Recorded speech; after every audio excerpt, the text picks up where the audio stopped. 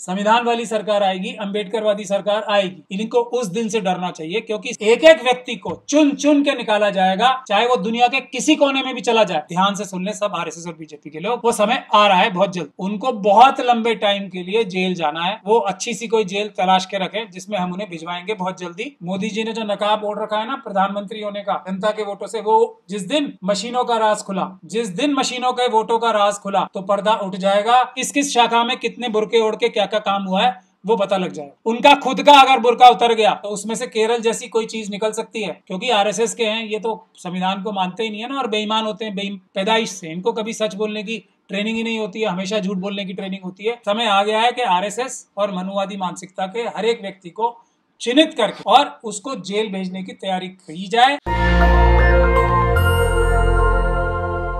अभी एक लेटेस्ट बयान आया है मुस्लिम महिलाओं को लेकर के, काफी अभद्र है। कहीं ना कहीं देखा जाए तो बिहार चुनाव से पहले लगातार हिंदू मुस्लिम की कोशिशें हो रही थी, लेकिन गिरिराज सिंह का ये बयान काफी वायरल हो रहा है, इसको कैसे देख रहे हैं? ढोल गंवार शूद्र पशु नारी ये सब ताड़न के अधिकारी, ये मनुवाद की आरएसएस और बीजेपी के सभी लोगों की मानसिकता है, जो किसी ना किसी रूप में नजर आती रहेगी। और अब तो नारियां ही नहीं, पुरुष भी सुरक्षित नहीं है। आप लोगों ने केरला में देख ही लिया क्या हो गया, कि जो भी शाखा में जाता है बच्चा, वो कितने बड़े खतरे से अपने आप को, उसके माँ बाप उसको कितने बड़े खतरे में भेजते हैं। ये बात भी हर एक माँ बाप को अब समझ लेनी चाहिए। अगर अपने बच्चे को इस लाइन पे आगे बढ़ाना है तो बेशक खुशी से भेजे, और उसके बाद नारियों को गालियां दिलवाने के लिए वो ट्रेन होके आएगा। और क्या क्या कार्य करते हैं वो केरल में एक बच्चे ने सुसाइड करके बता ही दिया है। तो अब समय आ गया है कि आरएसएस और मनुवादी मानसिकता के हर एक व्यक्ति को चिन्हित करके और उसको जेल भेजने की तैयारी की जाए। कर्नाटक में जो किया है आरएसएस की संगठन को बैन करने का कार्यक्रम, वो मेरे ख्याल से शब्दों में ज्यादा है। अगर सच में आरएसएस को बैन करना है तो अनलॉफुल एक्टिविटीज प्रिवेंशन एक्ट के मुकदमे उनके खिलाफ दर्ज करने शुरू कर देने चाहिए, कम से कम उन राज्यों में तो जरूर जहां पर बीजेपी और आरएसएस की सरकारें नहीं हैं, क्योंकि आतंकवाद की घटनाएं एक नहीं दर्जनों हर साल आरएसएस और बीजेपी के लोग करते हैं। तो अगर कोई संगठन, मैं आपको एक आंकड़ा देना चाहता हूं बहुत महत्वपूर्ण, जितने हमारे देश में जितने भी आतंकवादी संगठन डिक्लेयर हुए हैं आज तक, आजादी के बाद से आज तक, अगर उनके अपराध जोड़ लिए जाएं इंडिविजुअली, मतलब हर एक आतंकवादी संगठन के अपराध जोड़ लिए जाएं इंडिविजुअली और सबके मिला के एक साथ जोड़ लिए जाएं, तो आरएसएस के ऊपर, बावजूद इसके कि उनकी सरकारें रही हैं, जो हत्या के, मर्डर के, बलात्कार के, आरएसएस के कार्यकर्ताओं के ऊपर, दंगा फैलाने के, देश के राज बेचने के, चाइना और पाकिस्तान को जितने मुकदमे होंगे वो सारे के सारे आतंकवादी संगठनों के मिला के भी उतने नहीं होंगे जितने आरएसएस के होंगे। तो अब समय आता जा रहा है जब आरएसएस को आतंकवादी संगठन डिक्लेयर किया जाएगा। लेकिन मुझे ऐसा लगता है कि इस काम में भी अम्बेडकरवादियों को ही कुछ आगे चहलकदमी या पहलकदमी करनी पड़ेगी जी। लेकिन सर, गिरिराज सिंह जैसे जो सांसद है, मंत्री है, इनको बढ़ावा दे कौन रहा है? क्योंकि ये पहली बार तो है नहीं जो मुस्लिम महिलाओं को लेकर के हो या फिर मुसलमानों को लेकर इस तरह से अभद्र भाषा की वो इस्तेमाल किया है। सिर्फ मुस्लिम महिलाओं की बात नहीं है ना, मैंने आपको इसीलिए बताया। अभी उससे कुछ दिन पहले एक यादव समाज के व्यक्ति थे, उन्हें शायद गलतफहमी हो गई थी कि क्योंकि उनको ज्ञान आ गया, उन्होंने कथा बाँचने का काम जो है वो किसी भी ब्राह्मण समाज के व्यक्ति से भी अच्छा करने लगे वो, तो उनको ये गुमान हो गया कि मैं भी कर लूंगा। तो उनका क्या हश्र और अंजाम किया था वो आप सब लोगों ने देखा है। तो ये मुस्लिम महिलाओं की बात नहीं है, किसी भी महिलाओं की। आरएसएस और बीजेपी के जो बलात्कार के केसेस हैं उसमें भी मैं आपको बता रहा हूं ना, इनके संगठन के लोग बाकी किसी भी संगठन के सारे संगठनों को मिला लो, बलात्कार के केस आरएसएस और बीजेपी के लोगों के ऊपर ज्यादा होंगे। तो महिलाओं को तो ये एक पीड़ित करने की, प्रताड़ित करने की, मारने की, पीटने की, हीन दृष्टि से देखने की और जिसको कहते हैं पैर की जूती बनाने की, ये तो इनकी ऑफिशियल लाइन है। ये कोई बाकी किसी संगठन हो, किसी और धर्म के मानने वाले हो, वहां तो कोई करता है तो उसको सब लोग बुरा कहते हैं। इनकी तो ये ऑफिशियल यानी कि आधिकारिक लाइन ही है। जो एमपी एमएलए होते हैं, जो हमारे ये सरकारी अधिकारी होते हैं, ये जनता के नौकर होते हैं। ऐसा मुझे संविधान पढ़ के और कानून पढ़ के समझ में आया। ये नौकर होते हैं, हम इनको तनख्वाह देते हैं, हमारे सबके नौकर होते हैं। तो ना कौन कर सकता है? जो आपसे तनख्वाह ले, जो आपका नमक खाए, वही ना। तो जनता का नमक तो ये खाते हैं। वोट कौन देता है? वो जनता देती है। तो जनता कौन हुई? वोट देने वाले कौन हुए? मालिक। वोट लेने वाले, वोट मांगने वाले झूठ सही बोल के या मशीनों द्वारा हेराफेरी करके कौन होते हैं? ये नेता और उनके द्वारा बनाए हुए अधिकारी, यही होता है ना। तो जो कंसेप्चुअली गलत है बात, जो देश के वोटर हैं, जो एक भारत के नागरिक हैं, वो मालिक हैं। तो नौकर तो भले ही नमक हरामी करे, क्योंकि नौकर जो है वो मालिकों की देन होती है, मालिकों के रहमो करम पे होते हैं। तो ये जो भी व्यक्ति बोल रहे हैं एमपी एमएलए, क्योंकि आरएसएस के हैं, ये तो संविधान को मानते ही नहीं है ना, और बेईमान होते हैं पैदाइश से। इनको कभी सच बोलने की ट्रेनिंग ही नहीं होती है, हमेशा झूठ बोलने की ट्रेनिंग होती है। तो वोटर्स जो हैं बाय नेचर कभी भी नहीं हो सकते। जो वोट लेता है वो नेता जो अपने आप को कहते हैं वही। योगी इतना जो बिहार पहुंचे तो उन्होंने कहा कि मुस्लिम महिलाएं बुर्के के पीछे फर्जी वोट डालती हैं और मशीनों से कौन वोट ले रहा है पिछले 11 सालों से? बताइए आप।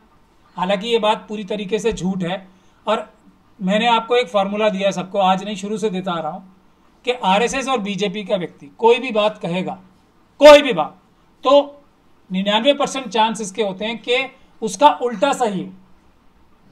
तो अगर योगी आदित्यनाथ जी ये बोल रहे हैं कि मुस्लिम महिलाएं बुर्के में छुप के वोट डालती हैं, तो इसका मतलब ये हुआ, अगर इसको इंसान की भाषा में, इंसानों की भाषा में पढ़ा जाए, तो मुस्लिम महिलाएं बुर्का पहन के जाली वोट या नकली वोट नहीं डालती हैं, ये मतलब होता है इसका। और आरएसएस गाना गाते हुए, चटकारा लेते हुए कह रहे हैं कि बुर्का उठ जाएगा, और बुर्का उठ जाएगा तो भेद खुल जाएगा। ये बात मोदी जी के ऊपर लागू होती है, पर्दा कहना चाहिए था उन्हें। अमित शाह जी के ऊपर लागू होती है, आरएसएस और बीजेपी के समस्त कार्यकर्ताओं के ऊपर लागू होती है कि पर्दा उठ जाएगा तो भेद खुल जाएगा। मोदी जी ने जो नकाब ओढ़ रखा है ना प्रधानमंत्री होने का जनता के वोटों से, वो जिस दिन मशीनों का राज खुला, जिस दिन मशीनों के वोटों का राज खुला, तो पर्दा उठ जाएगा। जो मोदी जी हैं वो वाराणसी का चुनाव बुरी तरह हारे। आरएसएस और बीजेपी के कम से कम 200 लोग चुनाव हारे, वो राज खुल जाएगा। ये उनका मतलब है। आप आरएसएस और बीजेपी के लोगों की छुपे हुए मतलब समझा करो।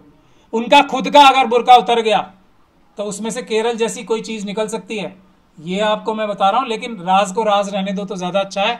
अब मेरा मुंह मत खुलवाओ।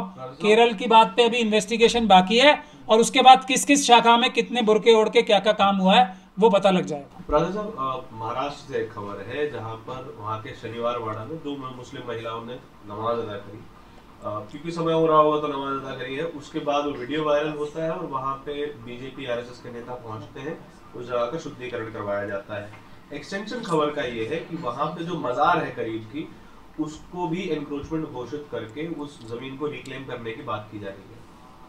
नहीं, इनके बात कर देखिए, ये जो भी कानून तोड़ रहे हैं, जितने भी ये गंदे घिनौने कानून ला रहे हैं, जितने भी अतिक्रमण कर रहे हैं, जितने भी बुलडोजर से घर टूट रहे हैं, तोड़ रहे हैं, इन लोगों को याद रखना चाहिए, एक दिन संविधान वाली सरकार आएगी, अंबेडकरवादी सरकार आएगी।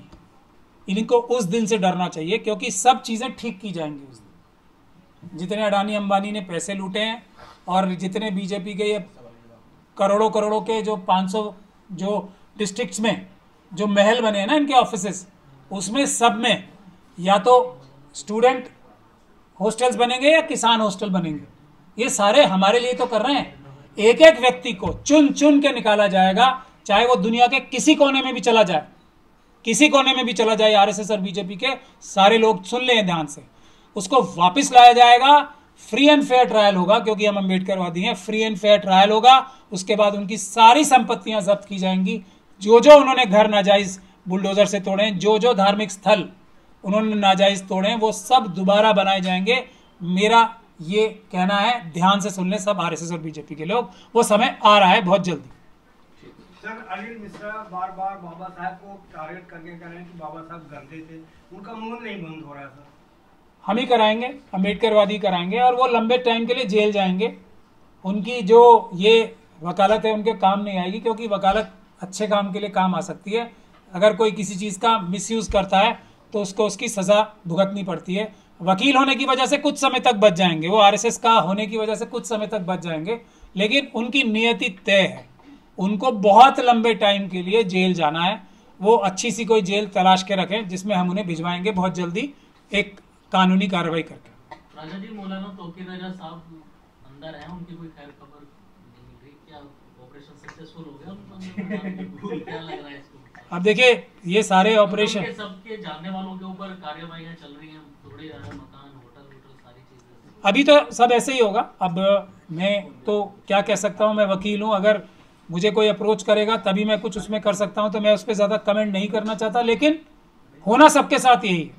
मौलाना तौकीर रजा साहब को देख के आज जो लोग घरों में चुप बैठे हैं, होना हर उस व्यक्ति के साथ ज़रूर है। वो ऐसे लोगों के साथ भी होगा जो आरएसएस और बीजेपी के मेंबर्स बन के उनके लिए काम कर रहे हैं। ये सारे जो हमारे उलेमाए सू हैं, मेरी बात को याद रखें, होना उनके साथ भी यही है। वक्त की बात है। हालांकि अगर उनको कोई अच्छे कानूनी मदद मिलेगी तो तौकीर रजा साहब ना सिर्फ बहुत जल्दी बाहर आएंगे, बल्कि एक वापस मुकदमा करके भी जिन लोगों ने ये सब कार्रवाई की है उन लोगों के ऊपर भी मुकदमा कायम हो सकता है। ये मेरी ज़ाती राय है। दूसरा आजम का बनाने की कोशिश कर रही है? नहीं, आजम खान साहब तो सभी ने बनना है, उनका बाहर आना और इनका अंदर जाना टाइम ही है ना, टाइमिंग। अभी समय आने दीजिए, देख रहे हैं हम लोग भी कि आजम खान साहब क्या करते हैं या नहीं करते, उससे निष्कर्ष निकालेंगे। समय आने से पहले किसी गतिविधि पे या किसी के ऊपर टिप्पणी करना मैं मुनासिब नहीं समझता हूँ। अभी आजम खान साहब की हम गतिविधियाँ बहुत क्लोजली वॉच कर रहे हैं, देखते हैं वो किस राह पे जाते हैं, फिर मैं उस पर टिप्पणी ज़रूर करूँ। पूरनपुर में, पीलीभीत में पूरनपुर में एक किसानों की महारैली हो रही है। वीएम सिंह साहब को आप सब लोग जानते हैं। किसानों के अगर हितों की रक्षा के लिए, ख़ास तौर पे गन्ने के किसानों के हितों की रक्षा करने के लिए जिन्होंने ईमानदारी से, बहादुरी से और अपनी ज्ञान से जो रिज़ल्ट्स लाए हैं उसको दुनिया में कोई नकार नहीं सकता। वो सच में काबिल तारीफ़ है। तो एक देश में बड़ा किसान आंदोलन होने वाला है। मुझे ऐसा लगता है कि उत्तर प्रदेश से ही उसकी शुरुआत होगी। वो आंदोलन की शुरुआत शायद पीलीभीत से भी हो सकती है। 26 तारीख को, जो आने वाली 26 तारीख है, ये आने वाला संडे यानी कि रविवार 26 अक्टूबर को एक बड़ी किसान रैली होने वाली है वीएम सिंह साहब के नेतृत्व में। मैं भी वहाँ जा रहा हूँ। तो एक बड़ा किसान आंदोलन देश की दिशा और दशा जो है सुधारने के लिए बहुत आवश्यक है। किसानों को और मजदूरों को हर एक सरकार ने निगलेक्ट किया है। उनके अंदर इतनी ज़्यादा छटपटाहट है, किसानों के अंदर इतने ज़्यादा सुसाइड्स हुए हैं पूरे देश में। उत्तर प्रदेश में भी अभी पीछे एक और सुसाइड हुआ था कि किसान, अब मुझे ऐसा लगता है वीएम सिंह साहब जैसे नेतृत्व में और उनके जैसे ईमानदार बहादुर नेतृत्व में बड़ा आंदोलन, एक असली आंदोलन करने वाले हैं। शायद उसकी शुरुआत पीलीभीत से होगी। इसीलिए हम सब लोग वीएम सिंह साहब के समर्थन में 26 तारीख आने वाली अक्टूबर की हम पीलीभीत में पूरनपुर में जा रहे हैं। आप सभी लोगों से गुजारिश है कि ज़्यादा से ज़्यादा संख्या में आएँ और देखें क्या इस देश को बचाने के लिए किसान और मजदूर अब सबसे आगे आएंगे, नौजवानों से भी आगे ज़्यादा। ऐसा मुझे लगता है कि अब किसान और मजदूर ही देश बचाने के लिए, देश को इस भ्रष्ट सरकार से, केंद्र की भी और उत्तर प्रदेश सरकार की, किसान और मजदूर ही आगे आने वाले। नेशनल दस्तक की आपसे गुजारिश है कि अगर इसको बचाना चाहते हैं तो नेशनल दस्तक को सब्सक्राइब करने के लिए रेड कलर के सब्सक्राइब बटन को दबाएं, फिर बेल आइकन की घंटी दबाएं। नेशनल दस्तक को बचाने के लिए बहुत जरूरी है कि हर खबर को शेयर करें, लाइक करें, कमेंट जरूर करें।